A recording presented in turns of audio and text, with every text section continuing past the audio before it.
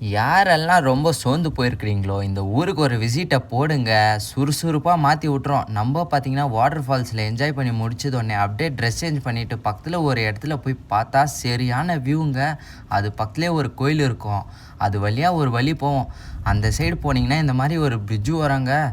இது பார்த்தீங்கன்னா டேமுங்க. இங்கேருந்து தான் நம்ம வாட்டர் ஃபால்ஸ்க்கே தண்ணி வருது. பக்கத்தில் ஒரு ஆட்டோக்கார அண்ணாக்கிட்ட கேட்டேன், இங்கே பார்த்தீங்கன்னா ஷூட்டிங்கெல்லாம் எடுப்பாங்களாங்க, மூவி ஷூட்டிங்கு ஜாஸ்தி. சில பல மூவி ஷூட்டிங்ஸும் எடுத்துக்கிறாங்களாம். அதுக்குள்ளே போய் பார்த்தா பார்க்கு, சில்ட்ரன்ஸ் என்ஜாய் பண்ணுற மாதிரி. இங்கே ஜாஸ்தி கப்புள்ஸாகவே இருந்தாங்க.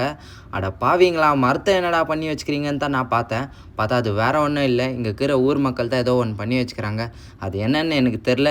உங்களுக்கு தெரிஞ்சிச்சுன்னா கமெண்ட் செக்ஷனில் சொல்லிவிடுங்க. அப்படியே உள்ளே போய் பார்த்தாக்கா, இங்கே செயலிருந்த போட்டுங்கெல்லாம் இருந்துச்சு. ஃபஸ்ட்டெல்லாம் இங்கே போட்டிங்கெல்லாம் நடக்குமா, இப்போ இல்லை. அப்படியே அந்த இடத்த சுற்றி பார்த்துட்டு அப்படியே ட்ரெக்கிங் பண்ணி போனால் இந்த மாதிரி சூப்பரான செல்லிங்கெல்லாம் இருக்கும். கிட்ஸ் எல்லாம் வந்தாங்கன்னா சூப்பராகவே என்ஜாய் பண்ணுவாங்க. இந்த மாதிரி ட்ராகன் செல்லிங் கிட்ட உக்காந்துன்னு ஜாஸ்தியாக இருந்துச்சு. அப்படியே பக்கத்தில் போனாக்கா ஒரு அக்கா கடை. கன்னை பார்த்ததோடனே எனக்கு ஃப்ரீ ஃபயர் பப்ஜி ஞாபகம் தாங்க வந்துச்சு சின்ன வயசில். அதுக்கு எவ்வளோ டாப்அப் பண்ணியிருப்போம். அப்படியே அக்கா கிட்டே போயிட்டு எவ்வளோன்னு கேட்டேன். 10 புல்லெட்ஸ்க்கு வந்துட்டு 50 ருபீஸ்ன்னு சொன்னாங்க. சரி, நம்மளும் ஒரு 10 ஷார்ட்ஸை வாங்கிட்டு சுட ஆரம்பித்தேன். ஒன்று கூட சரியாகவே படல. சரி, லாஸ்ட்டு புல்லெட்டு ஓ சாமியோன்னு சுட்டங்க.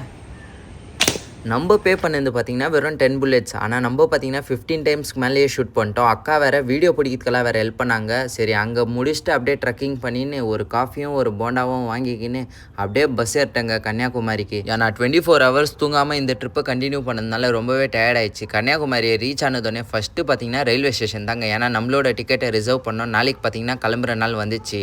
போயிட்டு நாளைக்கு வாப்பான்ட்டாங்க. ஏன்னா 8 மணிக்கு மேலே டிக்கெட் ரிசர்வ் பண்ண மாட்டாங்களாம். சரின்னு அப்படியே பக்கத்தில் இருக்கிற கடைக்கு போயிட்டு பரோட்டாவும் மட்டன் சுக்காவும் ஆர்டர் பண்ணி சாப்பிட்டாங்க.